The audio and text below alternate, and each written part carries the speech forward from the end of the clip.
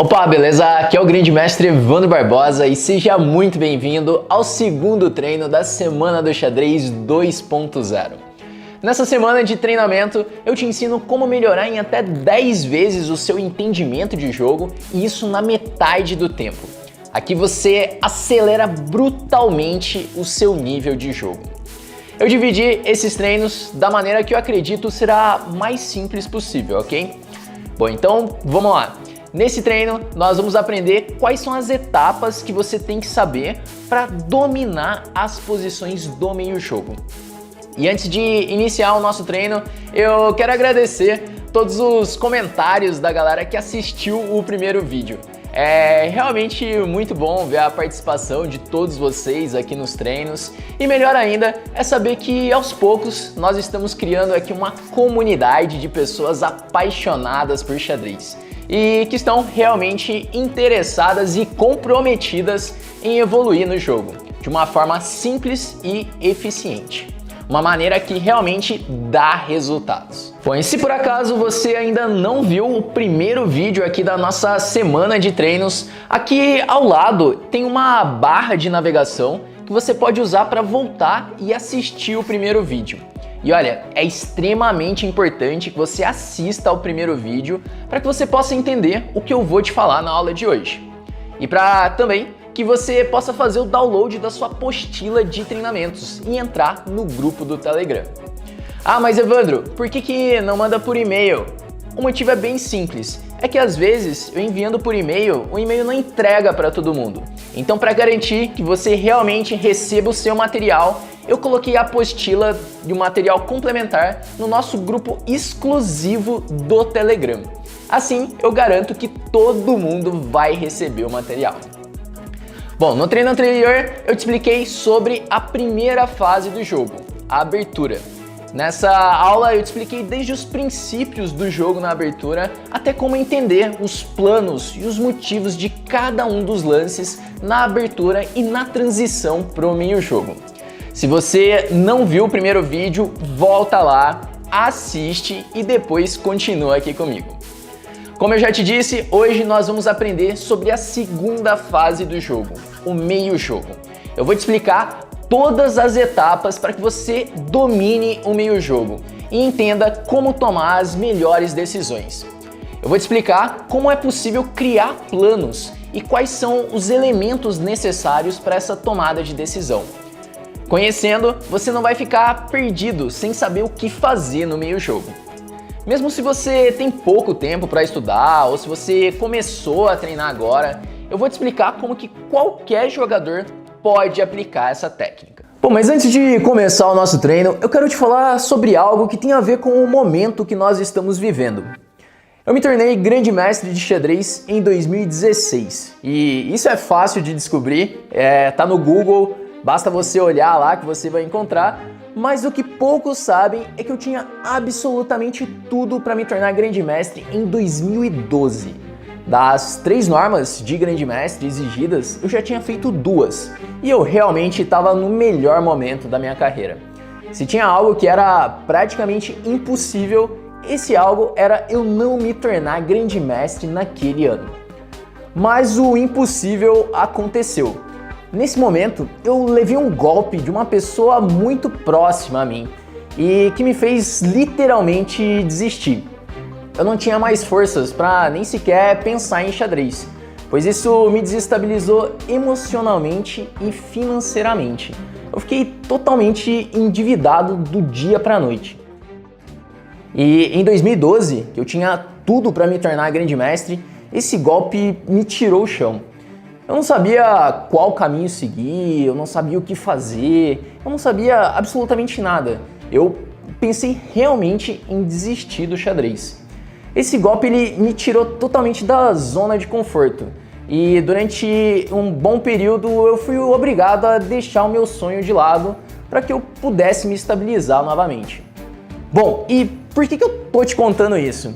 Fazendo uma analogia com o xadrez, muitas vezes o jogador não sabe o que fazer. Ele fica com medo de tomar as decisões. E hoje, olhando para trás, eu consigo entender a importância do jogador estar preparado emocionalmente também. Lembra que eu te falei na aula passada que não adianta você decorar, não adianta você saber apenas a teoria se você não estiver totalmente preparado tecnicamente e emocionalmente para tomar suas próprias decisões. Saber a teoria vai ser algo inútil. Bom, e como que você fica emocionalmente pronto? Eu quero te ajudar nisso, mas o primeiro passo é você entender que se eu, que tive prestes a desistir, eu consegui evoluir naquele momento, que foi o mais difícil da minha vida até então, eu afirmo e acredito, você também é capaz. Se eu conseguir, você também pode. Essa oportunidade também é para você. E a pergunta que fica é a seguinte: por que eu não desisti? Eu não desisti não porque eu seja um prodígio, um gênio ou qualquer algo semelhante. Eu não desisti porque alguma coisa dentro de mim me acalmava com o xadrez. Jogar xadrez era o único momento dentro da minha mente que eu consigo realmente ficar em paz. É como se o mundo inteiro parasse e aquela partida fosse a única coisa que realmente importa. Eu não desisti porque a vontade de vencer era muito maior do que a dor da derrota. Eu não desisti porque nos momentos mais difíceis eu tive um amigo que me aconselhou e me ajudou muito. E esse amigo não deixou que eu me perdesse no meio ao caos. Foi ele que me fez seguir em frente e voltar ao jogo e conquistar o meu objetivo de me tornar grande mestre de xadrez. E eu tô te falando isso dessa maneira porque o mundo inteiro tá literalmente passando por um caos. Há muitas incertezas e medos que abalam o nosso emocional. Mas o que eu posso te dizer, e isso eu digo com propriedade, que isso vai passar. E quando passar, lembre-se de jogar boas partidas de xadrez com seus amigos, porque uma boa amizade é muito maior do que todo esse caos. Aproveite essa quarentena para ensinar seus filhos, jogar com seus irmãos, construa e cultive amizades jogando xadrez online ou presencial e aproveite esse seu tempo para melhorar no xadrez. Então valorize as pessoas que te incentivam, que te ajudam justamente quando você mais precisa e tem medo de tomar decisões. O medo que paralisa você, ele aciona aquele instinto de querer desistir, mas ele vai desaparecer se você estiver rodeado de pessoas que realmente têm intenção de te levar para o próximo nível. Por esse motivo, eu vou te pedir o seguinte: olha só, pega o seu celular agora, tira uma foto aqui da tela ou tira um print e posta no seu Instagram com a hashtag SDXEuFaçoParte. Pois agora você está fazendo parte não apenas de um treinamento de xadrez, você está fazendo parte de algo muito maior. Isso é sobre se unir e vencer do tabuleiro para a vida. Então compartilha com seus amigos, chama eles para participar, não permita que o medo te paralise. Eu não sei qual é o seu sonho dentro do xadrez, mas é certo que você vai precisar de pessoas para realizá-lo. Bom, então bora começar o nosso treinamento? Seja bem-vindo à segunda aula da Semana do Xadrez e continuando a nossa jornada de treinamentos. Na primeira aula eu te expliquei sobre a primeira fase do jogo, que é a abertura, e agora na nossa segunda aula nós vamos aprender como evoluir no meio-jogo. Mas antes de começar essa nossa segunda aula, eu preciso responder uma dúvida que muitos de vocês me mandaram mensagem, seu e-mail perguntando, que é a seguinte: Evandro, existe alguma maneira de ter aulas com você? Existe algum curso online? É possível treinar com você, Evandro? E a resposta é a seguinte: é possível sim treinar comigo, mas eu vou te explicar mais sobre isso mais pra frente. Por enquanto, vamos focar no nosso treinamento, focar na nossa aula 2 e aprender a como evoluir no meio-jogo. Bom, o meio-jogo é a fase mais complexa de uma partida de xadrez. É nesse momento em que as peças entram em contato umas com as outras e você precisa tomar uma série de decisões táticas e estratégicas para conseguir assim conduzir a partida da melhor maneira. E nessa fase que começa a surgir várias dúvidas, como por exemplo, o que fazer no meio-jogo? Quem nunca passou pela situação de chegar numa determinada posição do meio-jogo, olhar para aquela posição e não ter a menor ideia do que fazer? Eu já passei por isso e eu imagino que você também já tenha passado por essa situação. Por isso que durante essa aula eu quero te mostrar um passo a passo para que você consiga realmente entender o que fazer no meio-jogo. E assim como na nossa primeira aula, é muito importante que você siga o planejamento. E nessa nossa aula eu dividi ela em 4 etapas. Na primeira etapa eu vou te explicar sobre a diferença entre tática e estratégia. Na segunda etapa eu vou te explicar como dominar a tática no meio-jogo. Na terceira etapa, eu quero te explicar como organizar o seu cálculo, como organizar o seu pensamento na hora de calcular variantes.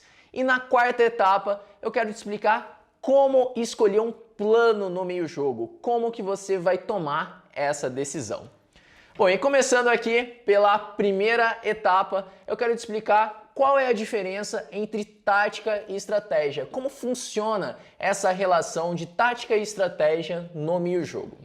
Quando nós falamos sobre tática, nós estamos falando sobre ações a curto prazo. Então, são decisões que você toma querendo tirar alguma vantagem imediata, como por exemplo numa combinação, quando você sacrifica material, você sacrifica uma peça com o objetivo de conseguir ganhar uma peça do adversário ou então conseguir dar mate no adversário. Então isso seria a tática, são ações com resultado a curto prazo.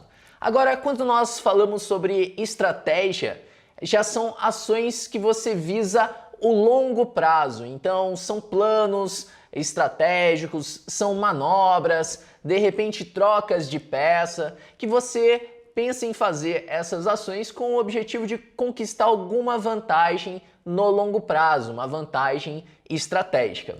E apesar de existir essa diferença entre tática e estratégia sempre andam juntas no meio-jogo, pois para que você consiga atingir assim um objetivo tático, você vai precisar da estratégia. E para que você consiga alcançar um objetivo estratégico, você também vai precisar da tática. Por esse motivo, elas sempre andam juntas e é importante que você consiga dominar os dois elementos, a tática e a estratégia.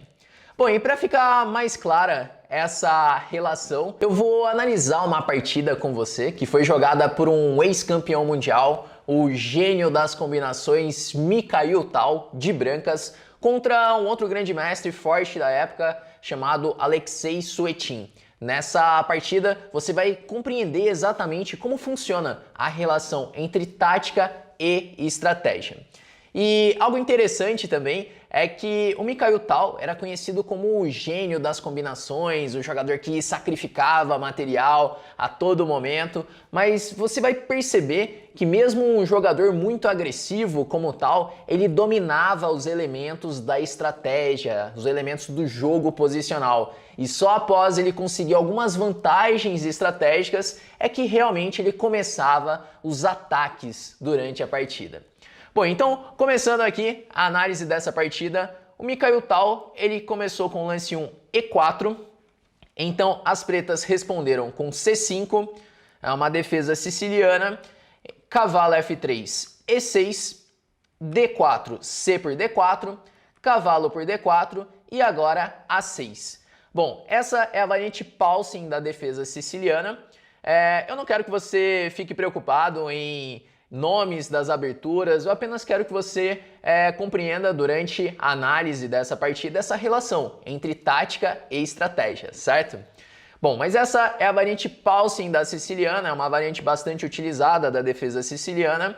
O Mikhail Tal ele seguiu com o lance bispo D3, um lance bem natural de desenvolvimento, e agora as pretas fazem o lance cavalo E7. Bom, essa não é a casa natural para desenvolver o cavalo. O natural seria desenvolver o cavalo para a casa F6, Como nós vimos na primeira aula da Semana do Xadrez, na abertura é muito importante que você respeite alguns fundamentos, é muito importante que você respeite os princípios do jogo na abertura. E um desses princípios é o desenvolvimento e poder desenvolver as suas peças também controlando o centro. Então o lance cavalo E7 já não é um lance tão natural, pois dificulta o desenvolvimento do bispo de F8 e a casa natural seria F6, assim podendo atacar o centro. Bom, mas aqui, depois de cavalo E7, seguiu cavalo C3, cavalo de B, C6. A ideia desse lance, cavalo E7 das pretas, era responder um possível cavalo por C6 com cavalo por C6. Então as pretas poderiam tomar de cavalo em C6. Só que aqui o tal ele faz cavalo B3, lutando contra as ideias do adversário, ele evita essa troca. E agora o preto ele vai ter que perder algum tempo com esse cavalo de E7, levando esse cavalo para G6, por exemplo. Então ele vai ter que mexer novamente com a mesma peça. Então aqui seguiu o cavalo G6, roque, e agora as pretas fazem B5.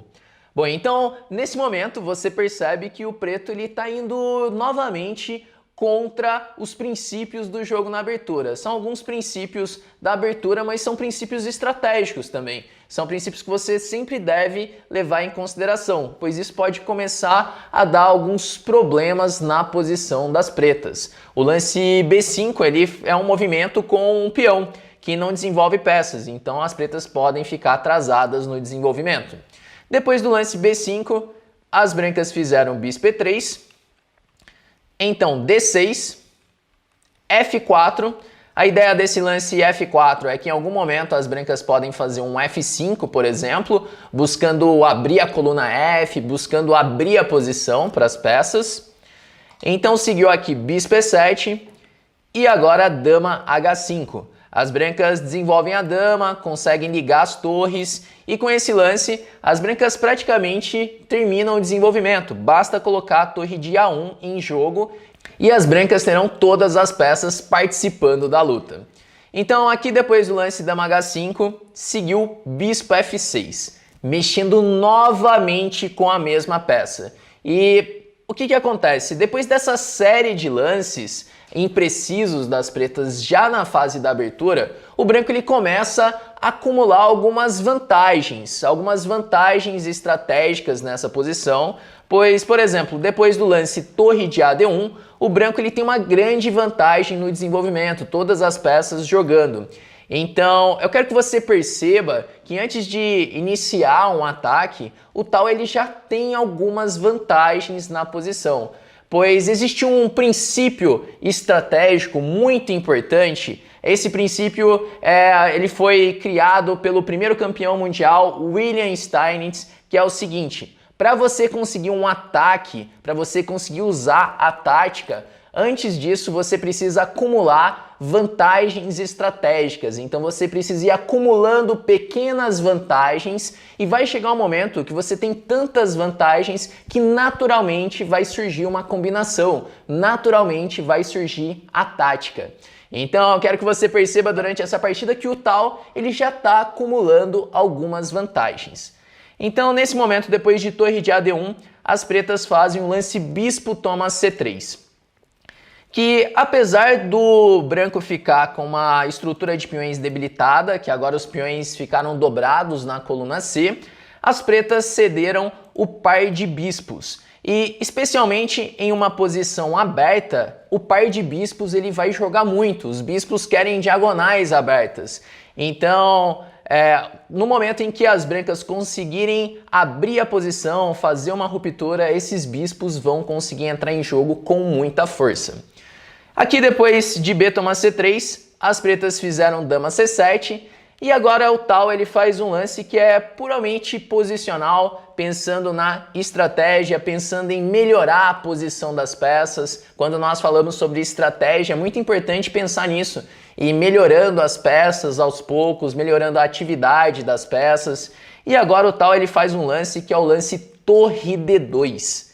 Bom, qual é a ideia desse lance das brancas? Depois do lance torre D2, as brancas podem pensar em levar essa torre para F2, assim dobrando as torres na coluna F e podendo jogar com F5, com a ideia de abrir a coluna F e já colocar essas torres em jogo. Então ele está fazendo um lance de preparação antes de iniciar um ataque.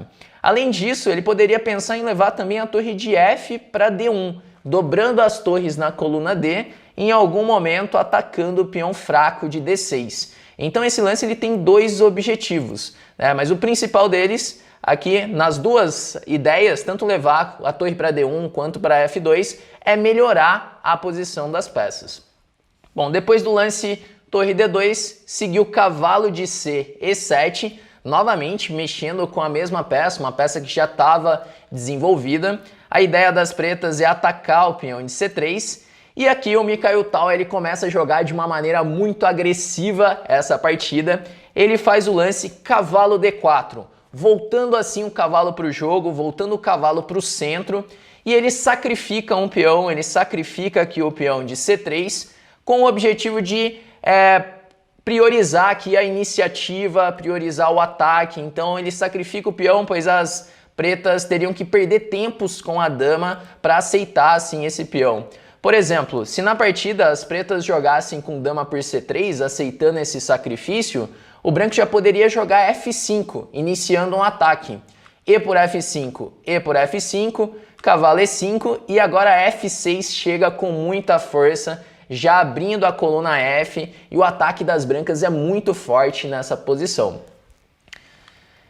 Então, percebendo esse perigo, depois de cavalo D4, as pretas fizeram bispo D7, tentando desenvolver as peças. No entanto, aqui já é um pouco tarde, pois as brancas possuem uma vantagem no desenvolvimento tão grande que o Tal ele vai começar a abrir a posição, abrir linhas, abrir colunas, abrir diagonais para iniciar um ataque, aproveitando também que o rei das pretas ele está no centro. Então, nesse momento, o Tal ele faz o lance F5. Então, com essa ruptura, a ruptura F5, né, uma ruptura é quando existe um ponto de contato entre os peões e assim vai conseguir abrir colunas ou diagonais, e com essa ruptura as brancas vão conseguir abrir a posição. Depois de E por F5, seguiu E por F5, então cavalo E5, e agora as brancas fazem um lance muito forte nessa posição, que é o lance cavalo E6. Então, com o lance cavalo E6, o branco já ataca a dama de C7, ataca o peão de G7 também. Não é possível tomar de peão em E6, pois esse peão está cravado. Então as pretas são obrigadas a jogar com bispo por E6. E agora vem F, toma E6, já abrindo a coluna F. Já cria uma ameaça direta em F7, ameaça jogar E por F7. Então as pretas fizeram aqui G6 para conseguir defender o ponto F7. E lembra que eu te falei desde o início dessa partida que conforme você vai acumulando vantagens estratégicas, você vai melhorando a posição das suas peças, chega um momento que você tem tantas vantagens que naturalmente surge uma combinação. Então, basicamente, a tática, a combinação, ela é o resultado do acúmulo de pequenas vantagens estratégicas. Então, nesse momento, depois do lance G6, o Mikhail Tal ele consegue fazer uma combinação muito bonita nessa partida, que ele vai aproveitar todas as vantagens que ele conquistou até esse momento.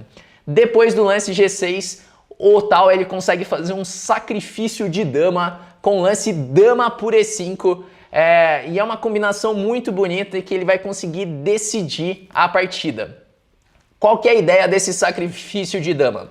Depois do lance dama por E5, quando as pretas fazem D por E5, que o preto ele é forçado a fazer esse lance, senão ele vai ficar com uma peça a menos, então as brancas fazem E por F7, e se jogar agora, por exemplo, rei F8, então o branco consegue jogar bispo H6, assim conseguindo dar mate.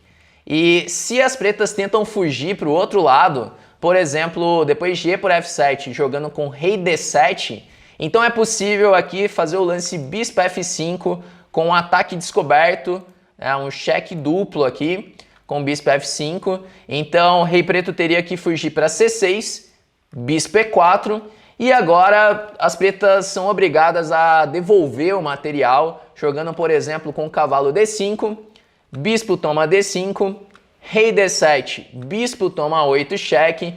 E nesse momento o branco já tem uma vantagem material muito grande, além do ataque contra o rei do adversário. E as brancas estão conseguindo já promover o peão de F também, uma posição totalmente desesperada para as pretas. Por isso, nesse momento, depois do sacrifício de dama, depois do dama por E5, as pretas já abandonaram, vendo essa combinação, esse ataque direto que as brancas vão conseguir contra o rei das pretas. Bom, e com essa partida você consegue perceber que o Mikhail Tal ele só conseguiu um ataque brilhante, ele só conseguiu fazer uma combinação, pois ele foi acumulando vantagens estratégicas durante a partida. Então ele foi acumulando tantas pequenas vantagens que chegou um momento que naturalmente surgiu uma combinação. Então esse é o principal conceito que eu quero que você pegue com a análise dessa partida, que você compreenda essa relação de tática e estratégia que sempre vão andar juntas durante uma partida de xadrez, durante o meio jogo. E que você lembre desse conceito do primeiro campeão mundial, William Steinitz, que a combinação ela é um resultado de um acúmulo de pequenas vantagens estratégicas, certo? Bom, agora pode vir uma dúvida. Como que o Tal ele conseguiu enxergar essa combinação durante a partida? Como ele sabia que aquele era o momento de usar a tática? O que veio na cabeça dele para conseguir fazer uma combinação brilhante como essa, sacrificando a dama? Agora nós vamos para a segunda etapa dessa nossa aula, em que eu vou te explicar como dominar a tática. Bom, para você conseguir dominar os elementos da tática, é muito importante que você conheça temas táticos. São padrões táticos que se repetem durante as partidas. E você, tendo conhecimento desses padrões, você vai bater o olho em uma posição e assim você vai conseguir identificar qual é o padrão, qual é o motivo daquela combinação. Que basicamente foi isso que aconteceu na partida do Mikhail Tal. No momento em que ele bateu o olho naquela posição, ele identificou um padrão tático e ele conseguiu assim fazer aquele sacrifício de dama com o lance dama por E5. Eu quero te mostrar agora com esse exemplo que está aqui no tabuleiro que essa habilidade de identificar temas táticos não é apenas para jogadores que já nasceram com o talento na tática. Não, essa é uma habilidade que pode ser trabalhada, que você conhecendo os padrões táticos, conhecendo temas como cravada, ataque duplo, desvio, ataque descoberto, fazendo os exercícios corretos, conhecendo esses padrões, todo jogador pode evoluir na tática, todo jogador pode melhorar essa habilidade. Bom, então, vindo aqui para o nosso exemplo, eu quero te mostrar exatamente como funciona o treinamento na tática. Nessa posição que está aqui no diagrama, jogam as brancas e as brancas conseguem fazer uma combinação. É importante notar que nesse momento o branco ele tem uma vantagem, pois as peças estão muito ativas, o rei do adversário está exposto, então já começa a ter algumas ameaças diretas contra o rei do adversário. Eu acho importante você prestar atenção nisso, porque como eu te mostrei, para que você consiga fazer uma combinação, você precisa de alguns elementos, você precisa de algumas vantagens. Então aqui o branco ele consegue fazer uma combinação, só que tem um detalhe, o branco ele precisa ser rápido, ele precisa de um ataque imediato, pois as pretas ameaçam mate nesse momento. As pretas estão ameaçando dama G2 mate. Então quando você for buscar um lance tático, for buscar uma combinação, é muito importante que você também preste atenção nos lances do seu adversário, pois você não está jogando sozinho a partida, o seu adversário também existe e também tem as ameaças dele. Então aqui as pretas possuem essa ameaça de dama G2 mate. Então aqui as brancas poderiam pensar, bom, tá tudo bem, eu defendo essa ameaça de mate, então fazendo por exemplo o lance torre G1, e depois eu continuo o meu ataque. No entanto, se as brancas fizessem o lance torre G1, então as pretas que poderiam fazer uma combinação agora. Então, se por acaso você, batendo o olho nessa posição do ponto de vista das pretas, depois do lance torre G1, você já conseguiu identificar um tema tático, veio uma imagem na sua cabeça de um padrão tático, então isso quer dizer que você já fez algum exercício, então jogou na sua partida e surgiu esse padrão tático e você conseguiu identificar com facilidade. Agora, se por acaso você olhou essa posição e ainda não identificou esse padrão, tá tudo bem, isso quer dizer que você ainda precisa conhecer mais temas táticos. Então eu vou te mostrar aqui qual seria o tema tático dessa posição, qual seria o padrão que dá o motivo da combinação das pretas. Então eu vou mostrar para você uma imagem agora. E essa imagem que eu estou te mostrando aqui é de um tema de mate, uma posição onde as pretas conseguiram levar uma torre para H8, então dando cheque, e esse rei ele não tem mais casas, o peão de F3 ele tira a casa G2. Então esse aqui seria um tema de mate, seria um motivo para uma combinação. E agora, tendo em mente essa imagem que eu acabei de te mostrar, e voltando para a posição do diagrama, agora começa a surgir algumas ideias depois do lance torre G1. Então, se você já tem o padrão na sua cabeça, se você já tem o motivo da combinação, então fica mais fácil de surgir os lances. Então, pensando nessa combinação, nesse tema de mate que eu acabei de te mostrar, aqui as pretas poderiam fazer o lance dama por H2, sacrificando a dama, e depois do lance rei por H2, o preto poderia fazer torre H8 cheque. E aqui acontece que as brancas vão entrar numa rede de mate, uma posição de mate, que é exatamente aquela que eu te mostrei na imagem. Então essa é a imagem que vem na cabeça do jogador quando está vendo essa posição. E conforme você vai trabalhando essa habilidade, a sua visão na tática, fazendo mais e mais exercícios, conhecendo mais posições, você passa a identificar esses padrões com mais facilidade. Bom, agora voltando para a posição inicial desse diagrama que eu te mostrei aqui, jogando as brancas, nós já sabemos que se joga a torre G1, o branco perde. No entanto, nessa posição, o branco ele tem um lance mais forte que consegue, assim, vencer essa partida, vencer essa posição. Então, qual seria o tema? Qual seria o motivo da combinação? Então, eu vou te mostrar aqui uma imagem também que vai te dar uma ideia de uma combinação. Então, a imagem seria essa daqui, em que as brancas conseguem uma posição de mate, onde o rei das pretas ele está ali preso, o rei ele tá asfixiado ali, ele não tem nenhuma casa para fugir e tem um cavalo em C7 assim conseguindo dar mate. Esse é um padrão de mate típico que pode acontecer nas partidas e esse é o motivo da combinação. Então, voltando aqui para o nosso diagrama, jogando as brancas, o branco ele consegue fazer uma combinação pensando naquela imagem. Então, fazendo aqui o lance bispo D5 cheque, as pretas são obrigadas a cobrir com o cavalo, jogando o cavalo B7. Outros lances como o cavalo C6, por exemplo, as brancas poderiam dar mate rapidamente, jogando bispo C6, torre C6 e depois dama por C6 mate. Então, cavalo B7.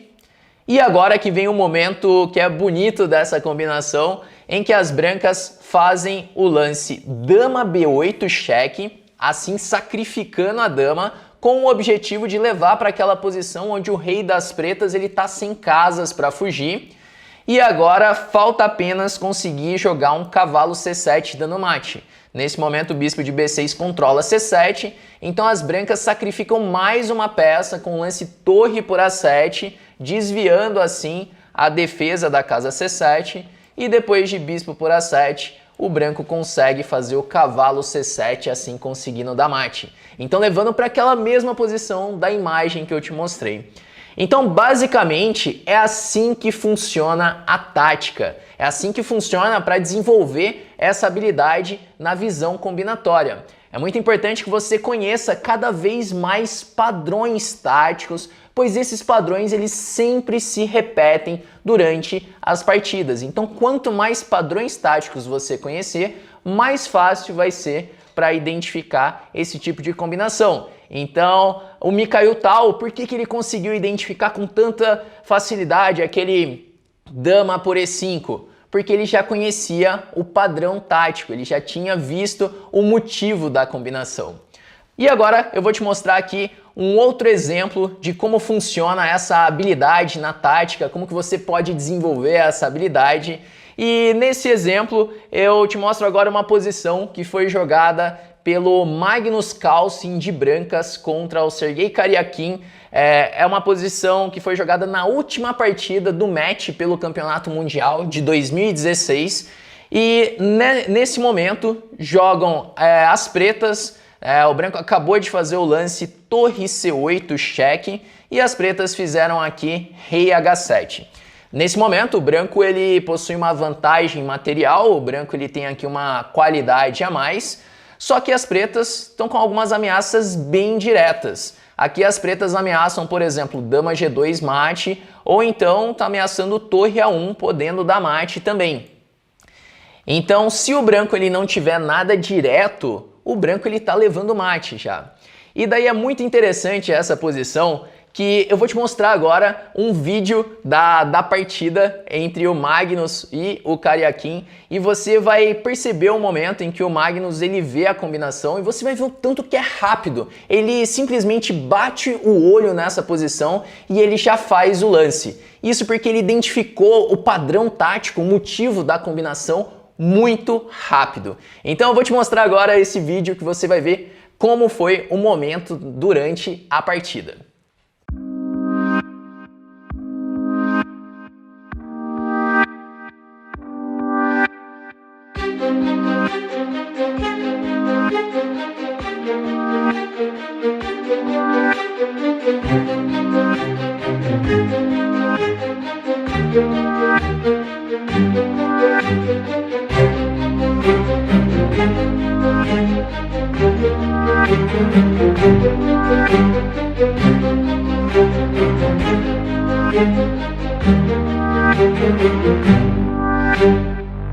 Bom, e agora voltando aqui pro diagrama, eu quero te mostrar qual foi o padrão tático que surgiu na cabeça do Magnus, como que ele conseguiu ver tão rápido assim essa combinação brilhante com o lance dama H6. Que depois do lance rei H7, o Magnus fez o lance dama H6, que já arremata a partida, já decide a partida. Que se, por exemplo, jogar com G por H6, então é possível jogar torre por F7, assim conseguindo dar mate. E se jogar rei por H6, então tem torre H8, assim conseguindo dar mate. E a imagem que surgiu na cabeça do Magnus foi essa, com uma torre em F7, então uma torre em C8, conseguindo dar mate. Ou então a segunda imagem, um segundo padrão tático, um tema de mate, essa posição com uma torre em H8, assim conseguindo dar mate. Então, por esse motivo, o Magnus conseguiu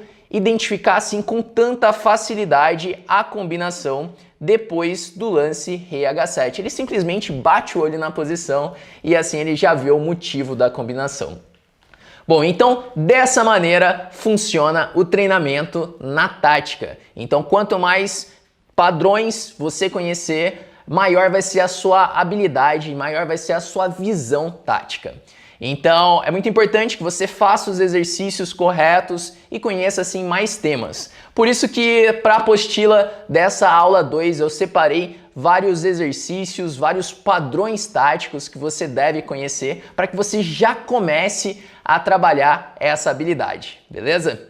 Bom, e agora que você já conhece como funciona o treinamento na tática, eu quero te explicar como que você pode organizar o seu cálculo de variantes, que é uma das principais habilidades de um jogador de xadrez. E eu digo isso pois durante uma partida, seja na abertura, no meio-jogo ou no final, a todo momento você vai precisar usar o seu cálculo para tomar decisões. E é muito importante que esse seu cálculo ele seja organizado, o seu pensamento ele seja organizado. E é exatamente isso que eu vou te explicar agora. Eu quero te explicar um passo a passo para você organizar o seu pensamento nessa tomada de decisão. Bom, então, vindo aqui para a posição do nosso diagrama, eu quero te explicar aqui como deve ser o seu processo na hora de calcular variantes.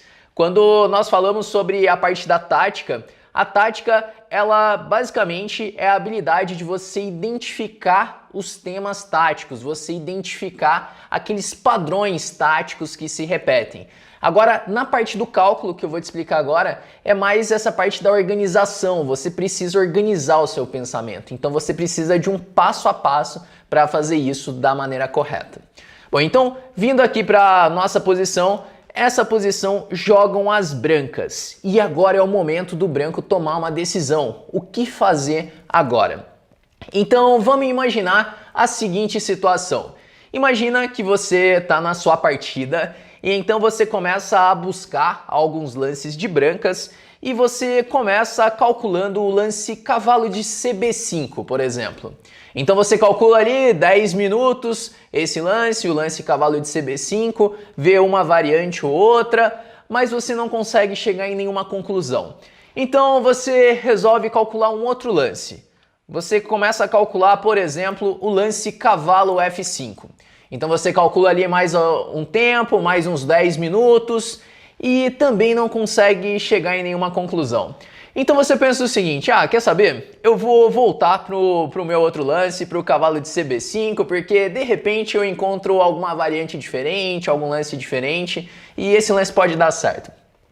Então você calcula ali mais 10 minutos e também não chega em nenhuma conclusão. E volta para o cavalo F5. Calcula ali mais um tempo e daí quando você olha no seu relógio, no tempo, já se passaram mais de 40 minutos, você tá sem tempo para tomar essa decisão e aí você acaba fazendo um outro lance. Você acaba fazendo, por exemplo, o lance F4.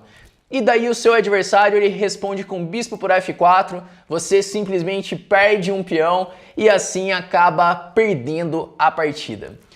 Eu não sei se você já passou por essa situação em algum momento, mas é uma situação muito comum e vários jogadores se identificam com ela.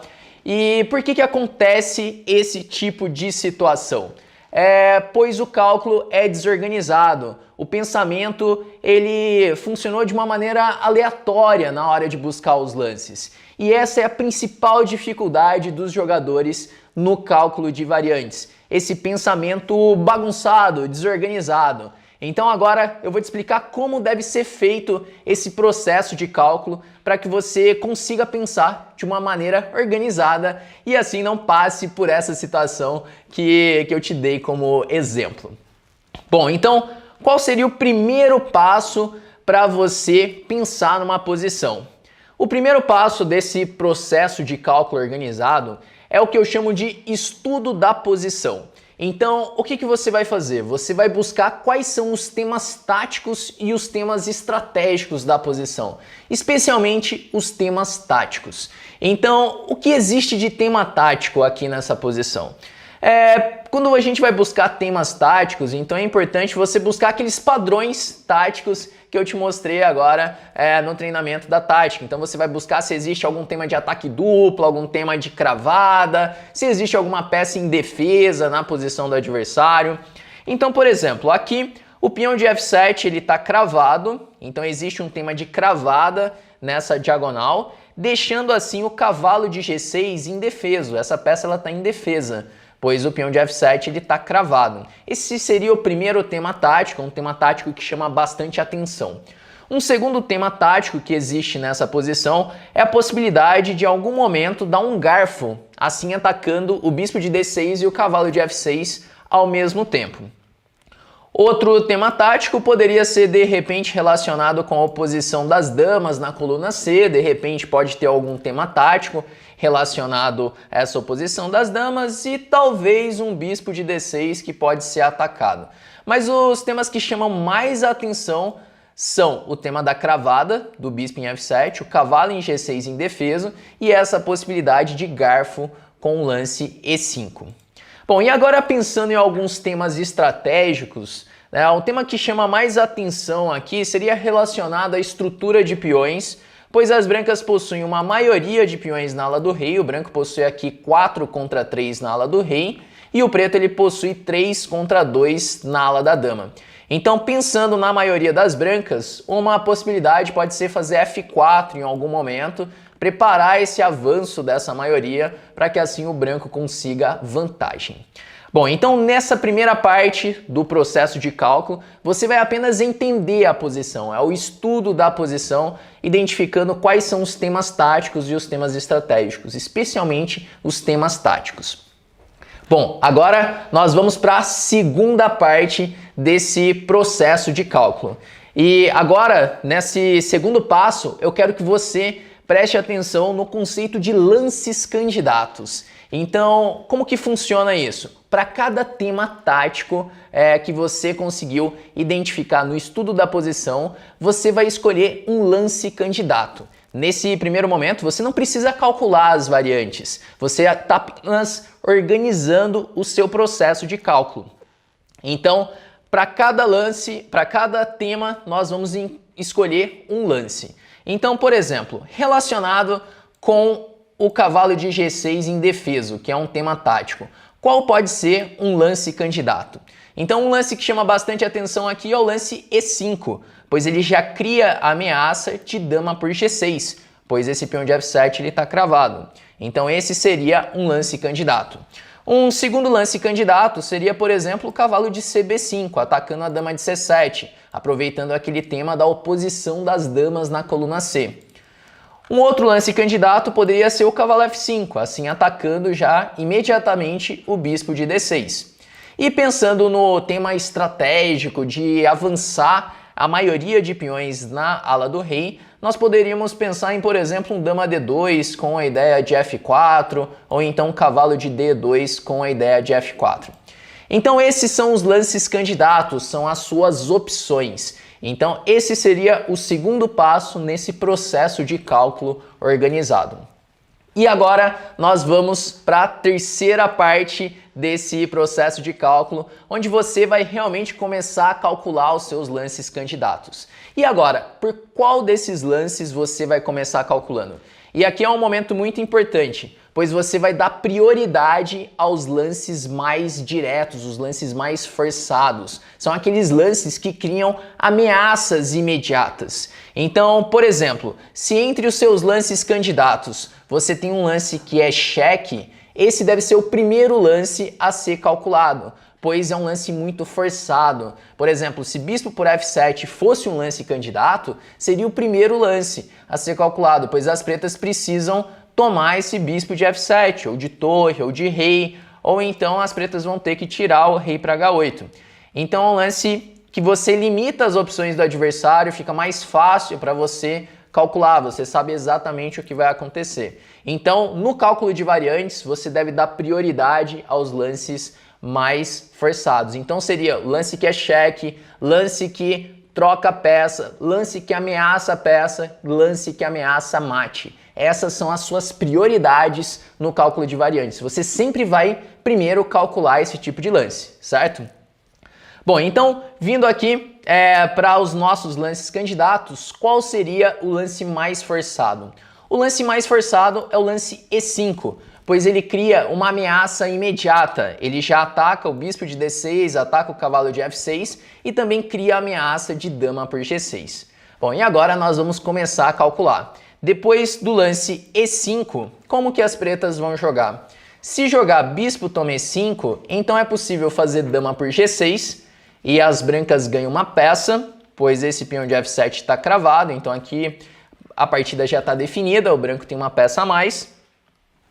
E se depois de E5 as pretas fazem, por exemplo, cavalo por E5, o que fazer agora? Aqui um outro momento importante, até quando você deve calcular? Você vai calcular até quando houver lances ativos, lances que criam ameaças. Então depois do lance cavalo por E5, é o momento de você pensar, eu ainda tenho algum lance ativo, eu tenho algum lance que é cheque, um lance que ataca a peça, algum lance que cria uma ameaça imediata?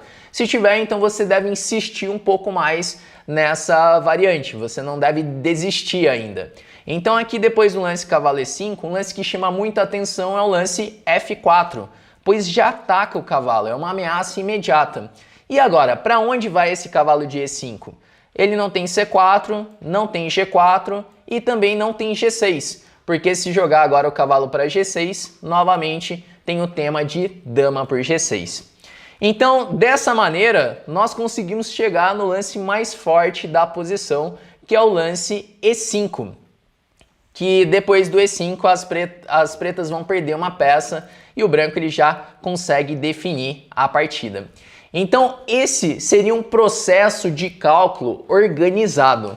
Num primeiro momento isso pode parecer lento fazer todo esse processo, mas a partir do momento que o seu cérebro ele vai se acostumando a fazer esse processo, ele fica condicionado a sempre fazer isso. Então quando eu comecei a treinar dessa maneira, eu ia sempre anotando, né, em um caderno esse processo. Então eu pegava um exercício e anotava quais eram os temas táticos da posição, quais eram os meus lances candidatos, e depois eu começava colocando todas as variantes, todo o meu cálculo ali de variantes, começando pelo lance mais forçado, eu ia anotando tudo, até que chegou um determinado momento em que isso se tornou um processo natural. Sempre que eu começo a calcular uma posição durante a partida, eu começo a pensar dessa maneira. E isso facilita muito mais o cálculo. Você começa a calcular de uma maneira mais rápida e mais organizada, certo?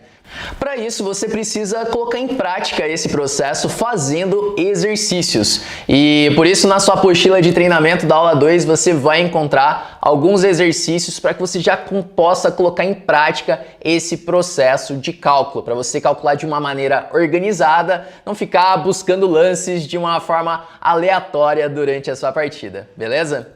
Bom, então agora que você já sabe como organizar o seu pensamento no cálculo de variantes, nós vamos para a quarta etapa dessa nossa aula sobre meio jogo, em que eu vou te explicar como tomar decisões estratégicas no meio jogo, como que você faz para escolher um plano no meio jogo. Bom, então vindo aqui para a posição do diagrama, eu vou analisar com você uma posição já no meio jogo, uma posição que foi tirada da partida do Vladimir Kramnik de brancas contra o Magnus Carlsen. Então é uma partida de alto nível essa, jogada por dois campeões mundiais. E nesse momento as pretas acabaram de fazer o lance cavalo D5.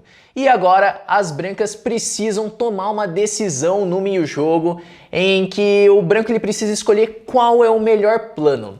Então, seguindo os três elementos que eu acabei de te falar, nós vamos começar analisando a estrutura de peões. Então, quando eu falo sobre a estrutura de peões, é importante que você tente buscar se existe alguma debilidade na posição do adversário, se existe algum peão que está fraco. Você deve buscar se existe alguma casa que está fraca para você conseguir explorar isso. E também é preciso buscar na sua posição se existe algum problema.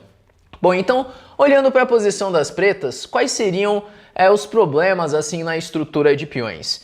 Aqui o peão de C7, esse peão ele pode ser um alvo, o branco ele pode atacar esse peão, nós chamamos esse peão de peão atrasado, pois os peões ao lado já avançaram, então esse peão ele precisa ser defendido por peças, assim as peças vão ficar presas, vão ficar passivas na defesa desse peão de C7. Outro ponto importante na estrutura de peões das pretas é que conforme os peões eles vão avançando, vão surgindo casas fracas. São casas que não podem mais ser defendidas por peões. Então, por exemplo, a casa C6, ela é uma casa que ficou muito fraca. Ela pode ser em algum momento ocupada por uma das peças das brancas. E as pretas só conseguem defender essa casa C6 com as peças, não com os peões. A casa C5 seria uma outra casa fraca também na posição das pretas. É uma casa que não pode ser defendida por peões. Então, essas duas debilidades são muito parecidas, da casa C6 e da casa C5. Então, se a gente observar a estrutura de peões das pretas, são esses os problemas. O peão de C7, a casa C6 e a casa C5. Já identificando esses problemas, essas debilidades na estrutura de peões das pretas, começam a surgir ideias de poder ocupar essas casas fracas ou atacar o peão de C7 em algum momento. Por isso que eu te disse o quanto é importante você começar pela estrutura de peões. A estrutura de peões, ela muitas vezes ela vai te dar o plano da posição. Agora, se a gente observar a estrutura de peões das brancas, nesse momento não existe nenhuma debilidade, nenhuma casa que possa ser explorada pelas pretas. Então a gente pode ver que a casa F3 ou a casa H3 não pode ser defendida por peões, mas parece muito difícil o preto explorar isso. Ou de repente a casa C4, a gente não consegue observar nenhuma peça das pretas conseguindo ocupar essas casas. Bom, agora nós vamos para a segunda etapa, nós vamos para o segundo elemento dessa nossa avaliação de uma posição no meio-jogo. Agora eu quero que você preste bastante atenção nas suas peças e nas peças do adversário. Então peças que estão mal colocadas e peças que têm potencial de melhorar. Então nós vamos imaginar como deixar a peça mais forte, a peça mais ativa. Então, primeiramente, olhando aqui para a posição das brancas. Como que as brancas poderiam melhorar a posição das peças? Nesse momento o cavalo de E5 ele está muito bem colocado, ele está num posto avançado, sendo defendido pelo peão de D4, ele está centralizado. O bispo de G2 ele está muito ativo nessa diagonal. Só que agora o cavalo de D2 é uma peça que pode ser melhorada. E onde seria legal colocar esse cavalo? E aí você deve imaginar, onde que o cavalo vai ficar forte, onde ele vai ficar bem colocado. Então, pensando nas duas casas fracas que existem nessa posição, a casa C6 e a casa C5, que nós vimos avaliando a estrutura de peões, já dá para imaginar colocar o cavalo em uma dessas duas casas, ou C5 ou C6. E aí já começa a surgir ideias de manobras na posição, como por exemplo, cavalo E4 seguido de cavalo C5, ou então cavalo B3 com a ideia de cavalo A5 e cavalo C6. Então começa a surgir planos já para você melhorar as suas peças e tentar assim ocupar uma dessas duas casas. Também olhando para as torres, poderia trazer alguma das torres para a coluna C, para assim pressionar o peão de C7. Então aqui a gente, olhando para as peças, avaliando as peças, já começa a ter muitas ideias. Agora olhando para as peças das pretas, o preto está com vários problemas nessa posição, pois as torres não possuem colunas abertas, ainda não conseguiu desenvolver a dama para ligar as torres, as peças estão um pouco passivas também, não é possível tirar o cavalo de D5, pois ele está cravado, o bispo de B7 está no ar. Mas especialmente as torres estão mal colocadas e a dama. Então, para o preto conseguir uma boa posição, seria muito importante conseguir fazer o lance C5, para assim colocar a torre de C8 para jogar e assim melhorar as peças. No entanto, nesse momento, parece difícil o preto conseguir fazer esse lance. Bom, e depois de avaliar a estrutura de peões, avaliar as peças, nós vamos para um terceiro elemento estratégico muito importante na hora de escolher um plano. Você entender o que o seu adversário está querendo fazer, qual é o plano do seu adversário. E vindo aqui para a nossa posição, como eu acabei de te mostrar, para deixar as peças ativas, as pretas querem fazer o C5. Então é muito importante que o preto consiga fazer esse lance, se livrando assim do peão fraco de C7 e colocando as peças em jogo. Bom, agora vem o momento de escolher um plano nessa posição. Com essa avaliação que nós fizemos desses três elementos, agora você consegue entender muito melhor a posição, o que está acontecendo na posição, como melhorar, e aí surgiram ideias de planos. E agora você vai tentar conectar esses três elementos para escolher o melhor plano da posição. Então, primeiro nós vamos buscar alguns lances, alguns candidatos aqui. Primeiramente, as pretas estão com uma ameaça imediata, então você deve levar em consideração isso. Se você tem tempos para melhorar a posição aos poucos, ou então se você precisa fazer algo mais direto na posição. Nessa posição específica, as pretas têm uma ameaça direta, que é a ameaça de fazer A toma B4. Então isso entra também no terceiro elemento, é uma ameaça imediata das pretas. Além de fazer o C5, já ameaçou ganhar um peão. Então o que fazer agora? Se as brancas jogam, por exemplo, B por A5, assim tomando esse peão, as pretas vão conseguir fazer o C5, que é o lance libertador. É aquele lance em que vai deixar as peças ativas, vai se livrar das debilidades, e assim as pretas vão conseguir já recuperar o peão também. Então, se as brancas fazem esse lance, o preto consegue resolver todos os problemas. Pode ser até que o preto fique melhor nessa posição. Por isso é tão importante você prestar atenção nas ideias do seu adversário. Lembra que o seu adversário também tem o direito de existir, ele também tem as ideias, ele também vai tentar encontrar bons planos no meio-jogo. Bom, então, já que não é possível jogar B toma 5, vamos considerar as manobras para melhorar o cavalo.